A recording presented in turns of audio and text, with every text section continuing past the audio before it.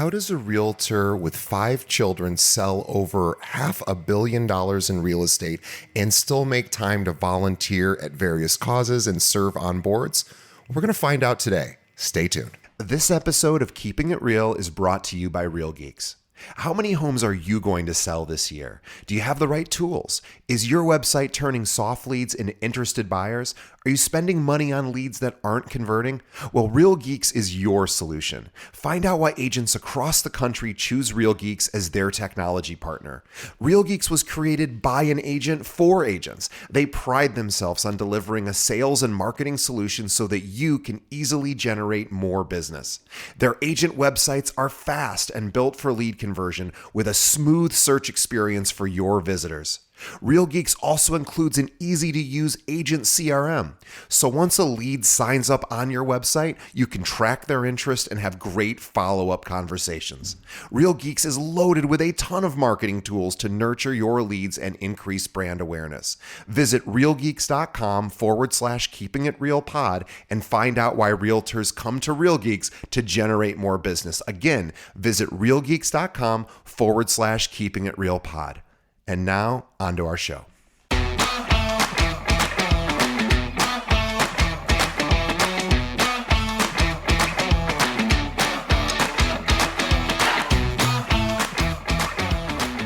Hello and welcome to another episode of Keeping It Real, the largest podcast made by real estate agents and for real estate agents. My name is DJ Paris. I'm your guide and host through the show. And in just a moment, we're going to be speaking with top 1% agent Cindy Raney. But before we get to Cindy, just a few quick reminders. First, if you're new to the show, welcome. We appreciate you. And hopefully somebody turned you on to our episode or you found us on your own.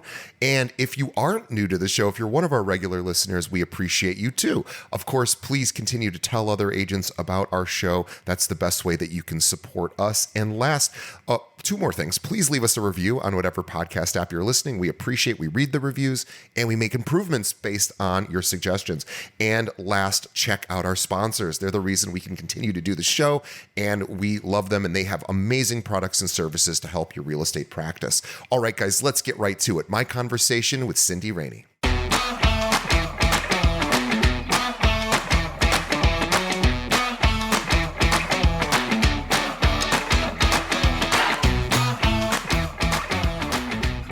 Okay, today on the show, my guest is Cindy Raney from the Cindy Raney team in Westport, Connecticut, with Coldwell Banker. But let me tell you more about Cindy. Now, Cindy Raney is a highly accomplished real estate professional, having sold over $500 million in residential real estate and earning Coldwell Banker's top honor, the International Society of Excellence. With a deep commitment to her clients, Cindy specializes in luxury properties, relocations, vacation homes, and investment properties all across Fairfield County and even other parts of Connecticut. She leads a talented team that provides exceptional service through strategic marketing, social media, and home staging. Cindy's passion extends beyond real estate with active involvement in local nonprofits and education. As a longtime resident and proud mother of 5, I always love that. They say, if you want to get something done, give it to a busy mother.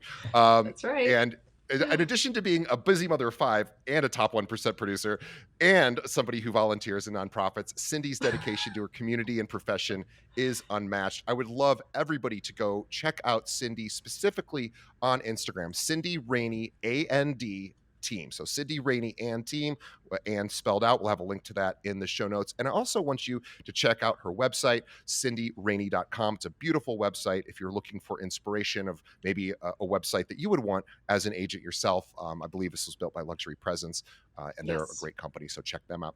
Cindy, welcome to the show. Thank you. I am happy to be here. Well, I just spilled all over myself, but the audience probably won't see that unless they're watching. But that is the kind of morning I've been having. So I am grateful, though, that you are making time for us, because you don't have time for us, and you've made it. And I am super excited to chat with you. I really want to, before we get into sort of what you're doing now, I want to sort of start at the beginning, because people love to hear how you got to where you are. So tell us about, like, why did you get into real estate and when? Okay, I got into real estate in 2004, And I know that because my son is almost 21 and I was pregnant with Connor when I took my real estate test. I had been working in New York City at Merrill Lynch. I'd gone through their training program. I got my certified financial planner designation. We decided to move to the suburbs in, 2001. And at that point, I knew I didn't want to continue to commute to the city. So my mom had always been in real estate. So, of course, having a mom in real estate, I felt like I already knew half the job. And so it's sort of just a natural fit, taking the skills that I learned at Merrill Lynch and using them for sales in real estate. Yeah, let's talk about Merrill Lynch because I'm a huge fan of some of the discipline that sort of comes from the top down in the training for financial advisors or everyone else that works at Merrill Lynch. I believe originally Merrill Lynch was founded by guys in the military, or it has a very sort of disciplined approach to the way they communicate with clients, which I think absolutely transfers over. I remember a million years ago, I used to work at Morgan Stanley, so very Oh, wow. similar kind Okay. of firm. Yeah. And we actually borrowed techniques from Merrill Lynch that were really effective. So they would always say with your clients, and again, this is financial advising, not being a realtor, but it's probably a similar idea, is you want your clients to hear from you. They would call it a 12-4-1. So they would say like every month they should get something from you, maybe it's a mailer or email, whatever. Then it was 4 times a year you're calling and just kind of giving them an update on their investments or Right. whatever. And then once a year is a sit down, which I always thought was like, it's pretty simple, but like, what a great idea. So I'm curious if anything that you learned over at Merrill Lynch really transferred over to becoming a real estate agent. I think it did. And I think that that is one of the keys to my initial success. I mean, I'm super competitive by nature to start, but coming out of the city, moving back home, I'm from, Connecticut. It was a natural fit. And then using the skills that I learned there, I mean, it really helped me sort of, from the beginning, have a business plan and structure, my business with purpose and, have a way to communicate with people. It was great. And did you find that moving back home, obviously you have family that's in the business. Was it challenging to have people start to look at you in a different way, maybe seeing you as the financial person and now having to see you, in a new light? It was so long ago. I haven't even really thought about that. But yes, I think anytime you transition from one sort of job to another, or one situation to another, you're recreating yourself and you're putting yourself out there in a different way. I think today with social media the way it is, I think it like if you roll out a new profession, I mean it's really out there in lights. But I think at that time you just sort of start spreading the word and it didn't feel difficult. Plus my mom was a realtor, so sort Right. of it felt natural. I didn't work with her. I wanted to do it on my own, but I had her support, you know, in the early days for sure. Yeah, and you have really, you've sold over 500 million in sales. A lot of that luxury properties. Of course, the Hmm. area that you're in has a lot of luxury properties for sale. It's kind of known for that. A lot of New Yorkers and just people out east kind of will maybe migrate away from the city over Hmm. over into Connecticut, and then maybe train it in or bus it in or drive it in. But I'm curious, how was it challenging to break into the luxury market? Because it's a very sought after market. It's very highly competitive. Everybody wants to be in luxury. So, Hmm. tell me about that process. It is hard to break into luxury, and even, now it doesn't feel so difficult, but in the beginning, you really have to make sure you are the absolute expert in the area you want to work in. So, for instance, in Fairfield, Connecticut, there's this one street, Sasko Hill Road, and I got my very first listing there probably 6 years ago. And it was interesting, and then I really used that and made sure I learned every single person who lived on the street. I knew price per square foot on the water side versus the non-water side. And then it turned into, 4 other listings over the past 3 years. In fact, that's where I'm running after this. I have a beautiful listing at 640 Sasko Hill Road, and we have a third showing. So that would be amazing. Um, but yeah, I mean, it's just you really have to be the expert, and you have to be really dedicated to your clients and putting their priorities, making their priorities your own, really. I was talking to a top producer here in Chicago, individual agent who's been in the business about as long as you have, maybe a few years longer, who also does a lot of luxury. And she was saying people often think that luxury is this great solution to whatever realtor problems they may be having, maybe lack of production, getting more clients, and they're like, "Ooh, if I just had more luxury deals." And my friend who has done more than half a billion in sales as well, has said, I'm still up against other realtors in almost every listing presentation. If it's a referral, then maybe Oh not. yeah. But she's like, almost always, these are people that are doing their due diligence. They are talking to a few different agents. So she's like, I still have to eat everything I kill. Like I Oh still have yeah. to kill everything I eat, I guess is the better way to say it. So I'm curious, is that's got to be a highly competitive space for you? Oh yeah. I mean, I would say most people will interview at least 2 or 3 agents. I mean, we do have a lot of people that are repeat clients or come to us like a strong referral from somebody, and then they're Sure. not interviewing. But I take my business very seriously, and part of what helps keep us really on track is I strongly believe in coaching. I mean, hands down, coaching is like one of the number one things that's really helped me, especially in the last 5 years, grow tremendously. But I have a speaking coach. I mean, all we do is talk to people. So, Wow. So you oh don't just yeah. have a realtor coach, you have a Mm-mm. speaking, you have multiple coaches? Yes, I do. I have, my overall business coach, and then I have a separate speaking coach because I mean, 4 or 5 years ago, I would not have wanted to get on a stage or get on a podcast. Or, I mean, if you could see my initial videos on Instagram, or the first time I tried to make a video for my website, I couldn't do it. I mean, it was so Yeah. hard, and I was so stiff. I mean, it was like, the way I was talking, it just wasn't natural. And yeah, so I need, and then like personally, I have a yoga coach. It's like I'm coached Yeah. everywhere so that I can be, I mean, we're all running around like crazy. You need some like Yeah. normalcy. You almost need, like, we all need a bit of a council around us, right? Like, I, Full I have time. I have a council of elders or something.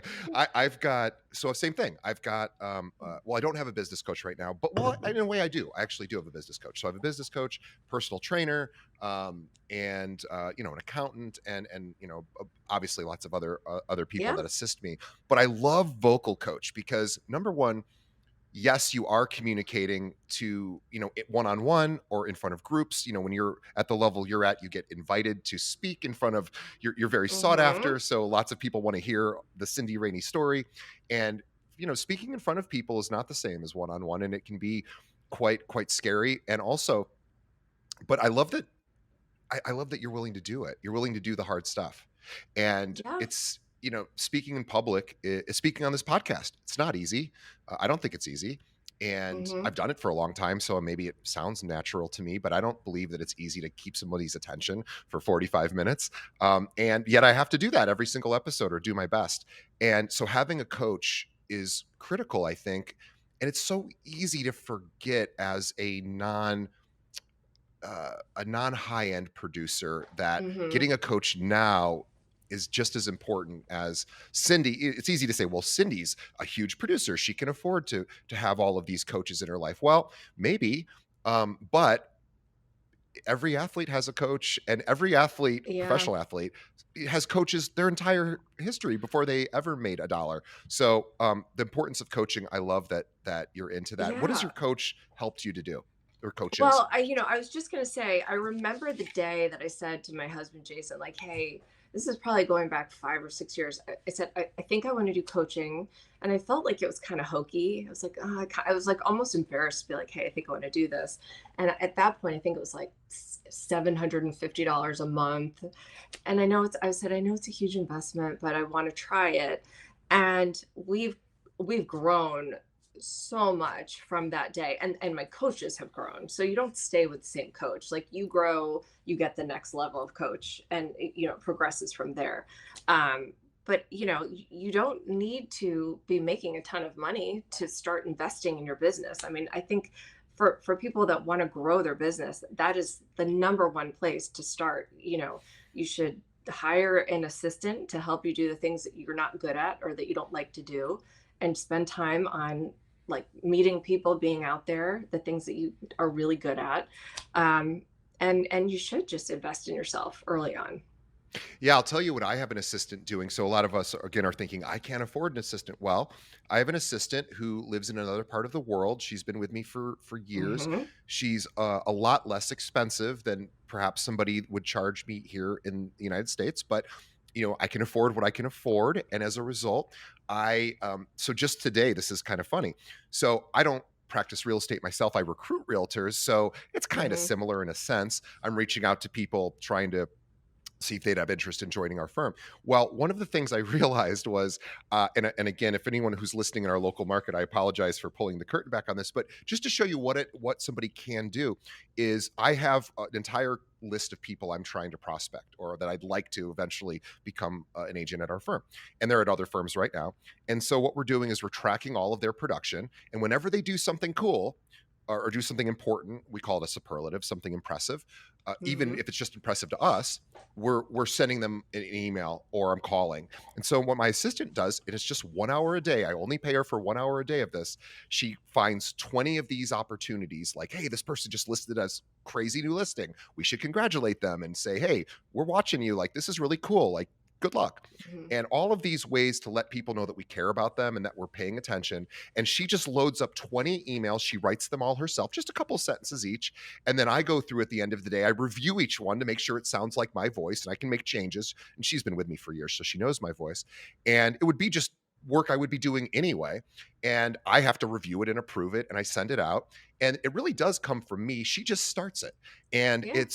it's like the best money I can possibly spend because I can't spend that time coming up with 20 different reasons to reach out to these agents because it's just too much time to go through. So I It's so love that smart. you, Yeah, yeah. that's a great way to have her use her, time, and it's great that you can do that. And by the way, if Everybody anyone out should. there who has a team and is looking to build a team, use the strategy I just mentioned. Because if you want to poach somebody from a different team, or if you just want to add to your team, look for those agents that you want and start following them and paying attention to what they do on the MLS and elsewhere. And I assure you that probably their own managing broker isn't calling them to congratulate them on all their sales. That's a great idea. It's true. It's a great idea. Yeah. Do you get a lot of phone calls from because you're your own thing? Yeah. People probably just let Cindy do her own thing, leave her alone.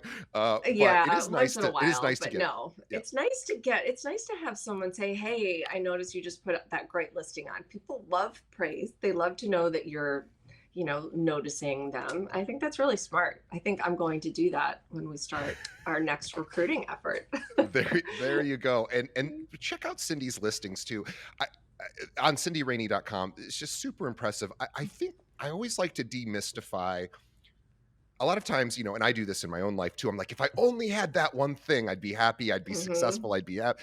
And oftentimes that one thing seems like it's the solution to whatever problem. And maybe it is, but oftentimes it's not.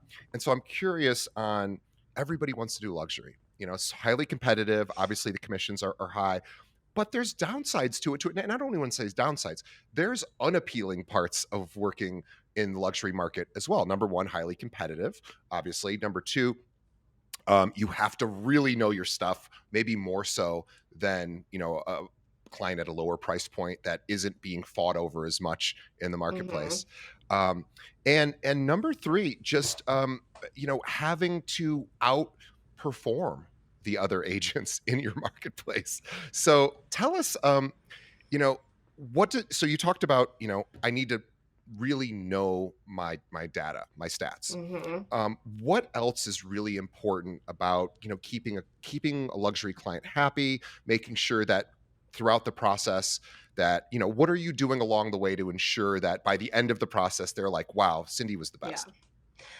I think the most important thing is to find out how your client wants to communicate with you, and by asking them what they want. So do you want me to communicate with you by text, email, phone call? How often do you want me to update you? Because some people might want to be updated weekly. Like for instance, my listing at Sasco Hill, they're not living here now. They live in Florida, but I still need to give him updates regularly. So it's important that I know the cadence at which he wants updates from me so that he's happy. Um, and I think just making sure that you're really available when somebody wants to talk to you. I mean, there are so many agents. Well, I shouldn't say that. I think there are people just in general, that are not looking at email consistently or don't respond quickly. That's one of my biggest pet peeves. I think if you're in service and you're working with someone for someone, you've got to be available. Yeah, we should also mention too. We didn't mention this, but Cindy's coach she works with the Tom Ferry coaching company. So if anyone's wondering, who does the top people use? Cindy uses Tom Ferry's company, and obviously very well respected. People probably know Tom Ferry and his father Mike Ferry. Yeah. Yeah. They are one of the top two of the top two coaching companies out there. I want to talk a little bit about consistency because look, you're a busy mom. You're a wife. You are a realtor. You're a team lead, and you're a producer on top of all of that. Hmm. How do you maintain consistency with all of the complexity of your life? I'm really lucky that I have a team. And I think having the team and having a schedule that we try to keep to allows me to have flexibility in my life and allows me to continue. So I'm not by nature the most organized person. So I've got an assistant who sits right next to me in my office. She's not here right now, but she keeps me on task and helps me with my calendar, with emails, and things like that. We've got a full team. We've got a team of 9. We've got a marketing director. We've got several agents. We've got a social media director. And things that are really important to stay consistent with would be our monthly newsletter. It goes out monthly, no matter what. It happens, and every month we put a lot of time into it. It's interesting.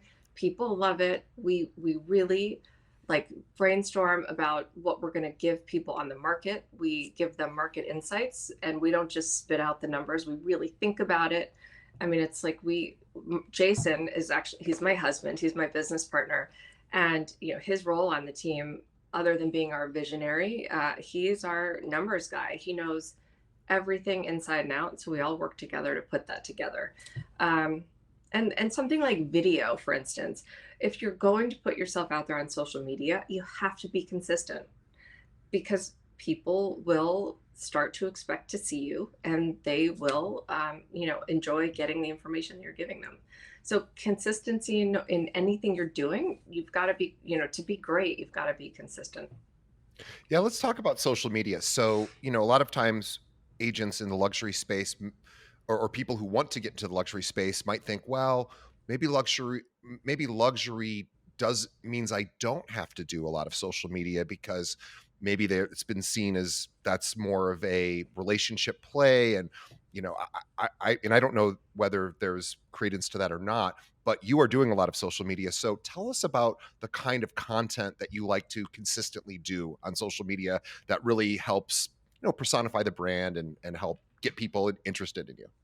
Yeah, I think so. What we do is we post every day, once a day on our posts, and then on stories it's a different approach. But so we have a theme. It's like Market Mondays. We talk about the market. Tips Tuesdays. So it could be something. Like right now, it would be something in our community, and we would go somewhere. Like somebody on my team would go talk about where they've been, or like if you're going to go apple picking with your kids, where you're going to Sure. go. It's just things people want to know. So we have a schedule throughout the week.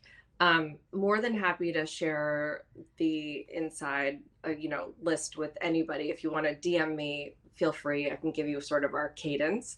And then on the stories, we sort of just keep whatever we want to talk about, sort of like the day in the life of what's happening. So like this weekend I played paddle. We put that out on stories, just trying to think like whatever is current and whatever we're doing as a team. And we always put our listings out there in obviously with the highest video quality, and it's really important to continually put your listings out there. So we just have a cadence for every listing that it gets posted a certain number of times, and everybody will see it. I mean, we have with our new listing, I mean, everyone's saying we've never seen this listing before until you took it over, Mm. and now we're going to sell it. It's a $12 million listing. It had been on before for 5 years and hadn't sold, and we've got more traffic now because we took our formula and are rolling out our social media program. We should also mention too, getting a $12 million listing in most cases is not just throwing it up on the MLS and waiting for Mm-mm. the showings to come rolling in because, well, there's not many people that play in that space. Not a lot of Mm-hmm. buyers just going, I'm just waiting around for a $12 million property to jump on the market. So Cindy has a really tough job as a listing agent for these high end properties because she has to go find the buyers, We which do. means she's got to have great relationships with other realtors who represent buyers in that space. She's got to know where those other buyers hang out, online or even in person. Mm-hmm. So she's got to flood the market. So tell us a little bit about when you have a property like that that is so just so specific and really less than 1% of the population would even be able to have that property. How do you go about sort of figuring out how do we get this thing sold? I think the most important thing that we have is a vast network, and it starts with our network at Coldwell Banker. Part of why we're here is they have a global luxury program, and that gives us amazing marketing. Plus, it also gives us global reach, and that's really important because we know where the buyers are coming from today for these properties. We've done the research, and we really hit those areas around the world by reaching out to those agents with our marketing to make sure that they know that this listing exists. And so, Um, this yeah. just to interject for a second. So we're not talking about, hey, all of the wealthy people at the country club in your local market who may be able to afford that property and just don't know it's up for sale. We're talking about people that move into the area, maybe from New York City, maybe from Florida, maybe from the West Coast, maybe who have other properties elsewhere. This is you are really having to think about exactly where your buyers come from, and like you said, it could be global. Yeah, no, it is, and we definitely reach out to um, our contacts and make a personal phone call. I mean, I'm friends with people literally around the globe and say like, "Hey, this is a great house. If you've got someone who's looking for something of this style, you should definitely show it to them." And what's also interesting is, real estate doesn't happen in a vacuum. I mean, it's like everything we do here is really hyper local, but you also need to know what's happening globally, nationally. You've got to know what's happening in other parts of the country because buyers at this level, they own several different homes. They probably have something, in Aspen, Miami. I mean, they're homeowners in many different places. So it really helps to stay current on everything that's happening. I love that. I wanted to switch gears just a little bit because I don't think we could ever over communicate about the importance of hard work. And I know that it's such a simple thing to say, such a hard thing to do. It's like a push up. It's like it's a really good Hmm. idea to do a push up. It's not a lot of fun to do a push up, but it's a really good idea to do squats, push ups. The things that kind of are a little painful. But if we want a healthy body, we probably need to do those things, or we need to do some Hmm. of those things. And hard work is obviously being a successful real estate agent, there's no shortcut to hard work that I've found. And I asked once that one of the top individual producers, actually the top team here in Chicago, but the team lead, I said, why do you think you're at the very, very top? Like, what do you think you do differently? He's like, I swear to God, he said, DJ, I swear to you, I just work harder than everyone. He's like, that's literally it. He goes, I'm not smarter, I'm not better. He's like, maybe I'm better because I've been doing it longer, but he's like, it's all because of hard work. So I'm curious. I'd love to hear your thoughts about hard work. Yeah, I mean, it is hard. This job is hard. I mean, the people that say, "Oh, I'm going to get into real estate because the schedule is flexible and it's an easy thing to do." It is hard. It's a 24/7 job, and until you get to the point where you can surround yourself with a team, you're working all the time, all the time.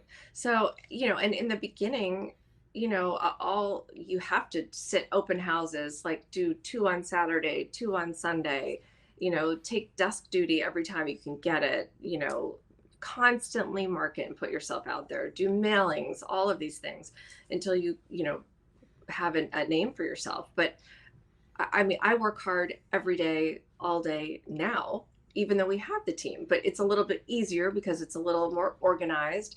I just took my mom and my two girls to Paris a week and a half ago, and nobody skipped a beat. It was fine. Yeah. We put two listings on, and it was great because I have this super strong team behind me.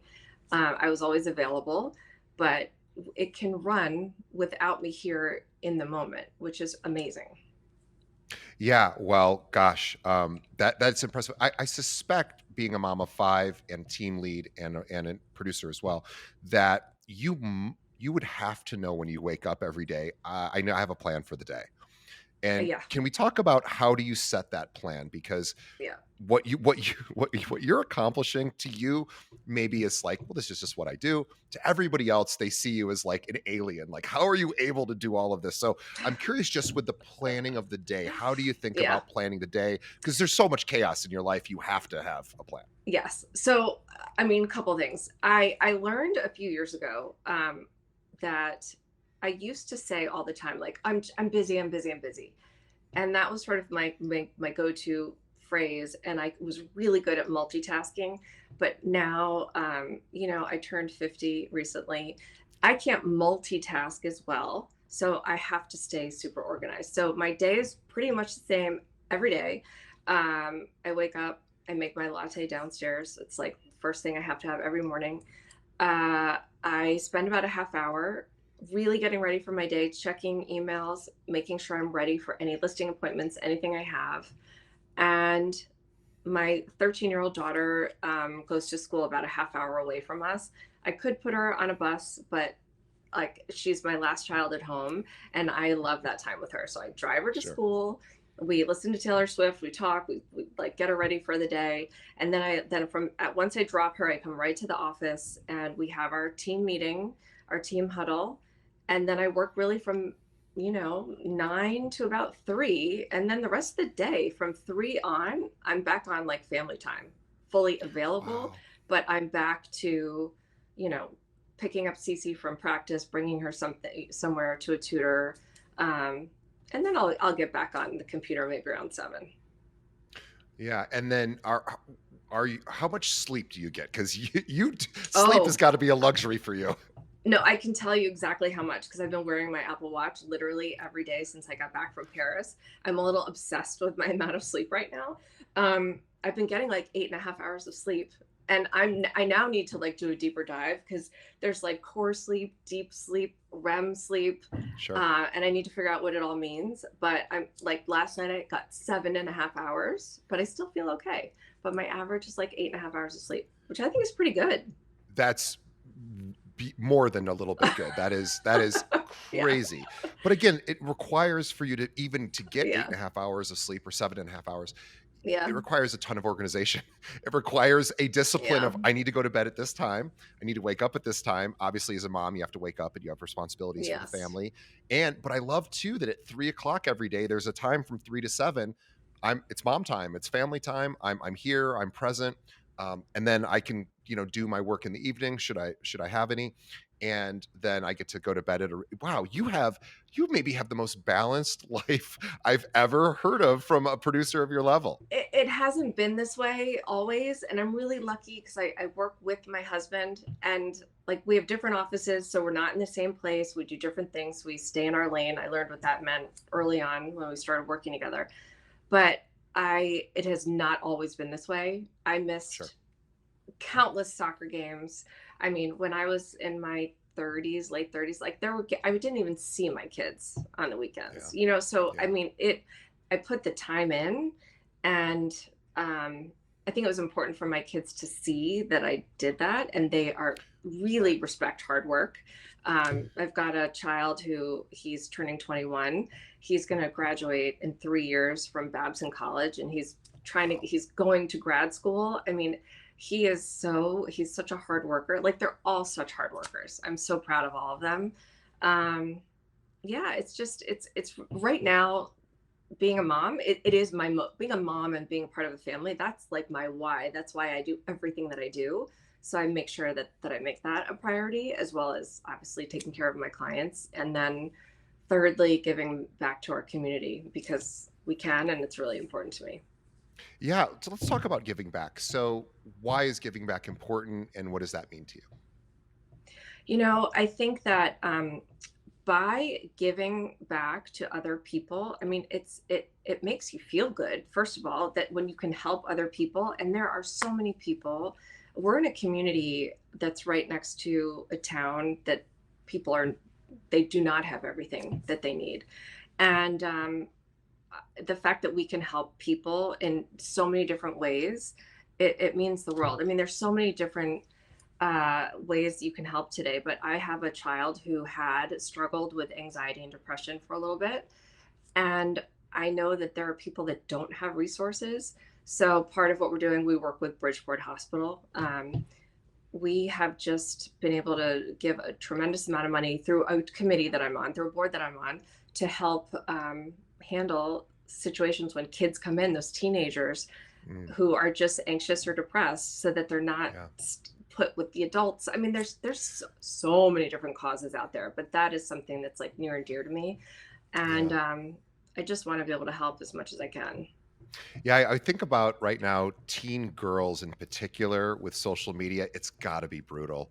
I can't imagine seeing perfection in images. Oh, It's seeing things that they're not. None of it's real, but it looks real, and it looks like, oh, I don't look like that, or I don't have that life, or I don't have that thing, yeah. or I don't have that friend group, or I didn't get to go to that party and look at all the pictures, and that would have leveled me as a kid. I know we're getting off track, but No, but it's social. so true. I know. It's Oh, so true. I am so glad that I did not have that growing oh, up, me because, too. oh my God, it would be horrible. It would have ruined me to know on Monday that I didn't get invited to a party. I would know. I would hear about it on Monday. Oh, I didn't get invited to But it that wasn't party. in your Oh, face. It it wasn't wasn't in, it it wasn't in my wasn't, feed. I yeah, didn't see yeah, the pictures of every so I so yeah, know. let's have a lot of compassion and empathy for those teens, boys and girls that are Yeah. dealing with. I hope in the next few generations, there'll be a rejection of some of that stuff. Maybe we can use social media more effectively, and but Yeah. anyway, I also want to talk a little bit about where you struggle, because every successful person, nobody's perfect. Everyone's got problems. I have problems. You have problems. And certainly not looking to do a deep dive into all of your problems, but Hmm. just so that people know you're human, what is one part of your business that isn't as perfect as you would like it to be? Gosh, I think that something that we have struggled with, and what we're working toward, is real processes for things. And so every time I feel like we have a process for something, we have to always, like, continue to come back to it, because we have a team, and if we're not on top of everything exactly the way it needs to be, so we need to know, like, who's ordering the sign, who's putting the listing in, who's doing this. And it's an evolution of making sure everybody's working the way they need to. And I think the other struggle is, sometimes if I'm the final word on something, I can be the person holding up a project. Sure. And I realize that. And I need to make sure that I'm giving enough of my time to projects that might be really important to my marketing manager. I mean, they're, working really hard, and I don't want to be the person holding them up. Yeah, I love that. Just more organization, it sounds like, and more. It's Hmm. constant refinement, right? And Yes. balance is impossible. So it's more about getting as close to balanced Yes. as you No, can. Because as soon as there's no work-life balance. There's no yeah, work-life balance. There's no, I mean, you're in it and you just do the best you can. one last question. Let's say, and I know you are constantly, you have a big team, you constantly have clients. Clients you probably always are dealing with clients. But let's just say you had a time where you didn't have any listings or buyers in a particular day. What might you do that day? Would it be any different from any other day, or what would you do? Because there's lots of people out there right now that maybe don't have clients, and I'm just curious, would that change your day at all, or would it be just nope, put my head down and keep doing the same stuff? I mean, look, I'm a worrier by nature. So if I don't have a lot in the pipeline, I am always working toward keeping the pipeline going. So I would say if you didn't have something today, you just literally go back to your database. More clients come from your existing database. I wouldn't go out and try to find new people. I would go back to your database. There's some crazy statistic that something like 80% of the people that bought during COVID are not happy in their home. Like, start there. Wow. Start calling people that bought a house during COVID and tell them, like, look, a lot of people rushed into a purchase. You're not crazy if you don't love your house. Maybe You, they overpaid. yeah, maybe but that's a great place to start. Also, uh, I always just go to my phone and I start calling A to Z. So I know where I've left off, and you just pick up the phone and you actually make a phone call, not a text, not an email. Say, hi, how are you? Talk to them about something. Right now, interest rates, I mean, they're up a little bit more than they were a couple weeks ago, but we called all of our clients that bought a house Finally, within the if last two interest years, rates are and reasonable again. yes, Yeah. some of these people saved anywhere from, like, twenty to $40,000 a year just by refinancing in that quick moment that they could. So, we're an open book. Like, if anybody ever wants to get ideas from us, please DM me through Instagram, and we will get back to you with video ideas. We've got our social media ideas, some of our processes. Like, oh, the one thing I will say is that I've surrounded myself with amazing people, and I've mastermind groups. I didn't invent all of this. I learned a lot from so many other people, and I'm happy to spread what I've learned from other people and share it. So, Well, open Cindy, book. what a great place to wrap up. CindyRaney.com is where you can learn about all things Cindy. Again, please check out her website. Notice how clean and crisp and pretty it is aesthetically. Look at the aesthetics of it. Luxury Presence is amazing. They're great. And Luxury Presence is the web builder for that. They are great. And also, I want you to follow Cindy on Instagram because she is super consistent with her social media, and it's been very successful for her. So it's Cindy Rainey, and it's Raney and And team. Cindy Rainey and team on Instagram. We'll have a link in the show notes. And Cindy, one last question for you: if you were a brand new agent starting today, still knowing everything you know, or let's just say a different way, you had to move to another state in a place where you didn't know anybody and you had to start over. What would you do day one if we plucked you out and threw you in the middle of Iowa, for example? Okay, I would first of all learn everything I could about the market. I would just study the market. I would go out. I would see all of the inventory. So become the expert day one. Take hours, just drive around, learn everything you can, and I would probably join a team of some sort day Mhm. one, to align myself with other experts.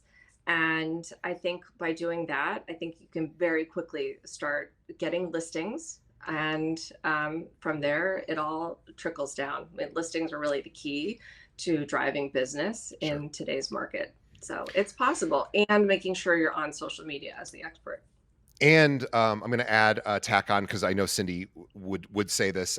Open houses, especially if you have a team. Absolutely. If you join a team, Absolutely. beg, borrow, or steal. Get those open houses, even if it's not your listing. Beg them, please, please, please, let me do Yes. open houses. But be And the expert at the open house. Make sure you yes, know every single thing about that house. Somebody can't say like, "Oh, does it have this kind of heating?" You have to like know exactly and know it like it's your own home. I love that. Know it like it's your own home. Know the story of the home too. Is there a It's story that goes also, along? yeah. That, I mean, that's how we sell, I think, so many homes. There's an emotional piece to every listing, and you're telling the story of the house and why it's so great. You're making an emotional connection with the house, with the buyer, and that's really been such a key for us. Well, Cindy, thank you so much. I want to have everybody again follow Cindy on Instagram, Cindy Raney and team. CindyRaney.com is where you can learn about all things Cindy. And she is so generous. She says DM her with questions, ask her for some of the, the processes they use, maybe some templates. Cindy is such a sweet, nice person, and she's willing to pay it forward because people helped her when she started as well. On behalf of our audience, thank you, Cindy. Again, you don't have time for this, and It was you made such a time for pleasure. it. So, Thank you. I'm so happy to oh, be here today. Thank I you. I am so happy you were here as well. And on behalf of Cindy and myself, we want to thank the audience. By the way, if you have clients that move in and out of New York, Connecticut, Cindy's would love to chat with them because that is her market. So she's in Fairfield County, but she works other places in Connecticut too. So please reach out to her. She's with Coldwell Banker and obviously a top 1% producer. And she would love to talk to you if you have people moving in and out. And she has people that move out of her area as well. So she's going to need those connections as well. So Absolutely. reach out to her, tell her that you appreciated her being on the show. But on behalf of Cindy and myself, we say thank you to our listeners. We love you. We appreciate you. You're the reason Thank we do you. this show. We've done it for 6 or 7 years now, and it's all because of the audience. So thank you. Thank you. So thank you to Cindy. Thank you to the audience. Please, everybody, tell another friend about this episode. Tell another agent that is maybe struggling right now, and they can hear Cindy's story. Maybe that will inspire them to get back on track. And also, please leave us a review, subscribe, and let us know what you think of the show. We read every review, and it helps us to get better and better. So, thank you, Cindy, and we will see everybody on the next episode. Thank you.